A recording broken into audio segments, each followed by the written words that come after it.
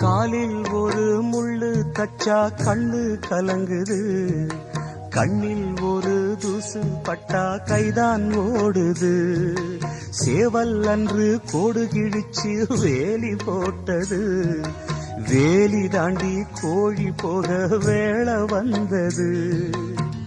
அக்கம் பக்கம் யாரும் இல்ல, ஆபத்துக்கு பாவம் இல்ல, பாசத்துக்கு சட்டம் இல்ல, மீறுவது குத்தம் இல்ல, பாசத்துக்கு ரெக்க முளைச்சு பறந்து போகுது தன்னால. சம்சாரம் அது மின்சாரம், சம்சாரம் அது மின்சாரம்.